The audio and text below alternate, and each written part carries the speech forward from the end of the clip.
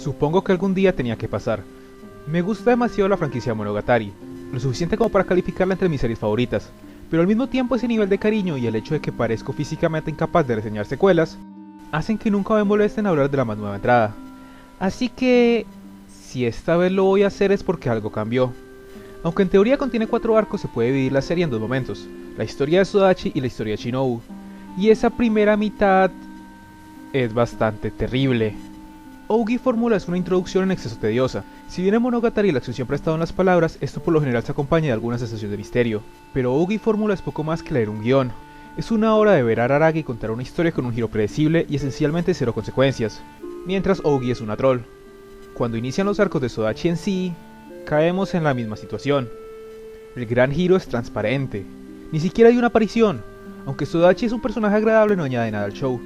Ver el pasado de Araragi de manera tan alargada resulta en poco o nada de desarrollo para él, lo que es en extremo decepcionante cuando Tsuki Monogatari tenía momentos muy fuertes en simples frases, y Ougi es aún más troll. Y el asunto es que a mucha gente parece que le bastó esto, y yo me pregunto, ¿qué ganamos? Que Ougi se muestre perturbante de una manera tan obvia, ¿qué logra? Ougi ya era un personaje incómodo. El hecho de que Araragi le tuviera confianza ciega, que el tiempo no funcionara a su alrededor y que hasta su género fuera variable, le hacían una abominación sin tener que ponerle el reflector encima. Owari Monogatari no añade nada más a Ougi, solo nos restriega y expone de la manera más ruidosa posible lo que ya estaba. Shinobu Mail por su lado no está mal, es un arco sencillo pero que lleva consigo el humor insignia de la serie. Logra empujar más a Araragi a crecer y pone elementos que se usarán más luego, aunque no está libre de fallas. La aparición del arco contradice las reglas que Kizu Monogatari introdujo.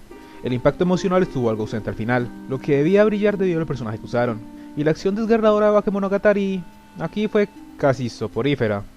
En últimas y en base a conjeturas mías, creo que Monogatari dio un giro muy grande tras su denominada segunda temporada.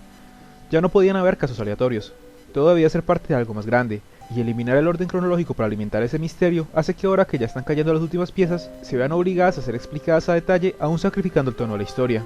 Owari Monogatari se siente como un Monogatari dietético, simplificado, con un libro de instrucciones para que nadie se pierda, y sin la más mínima pizca de sutileza para que nadie se quede sin ver el mensaje.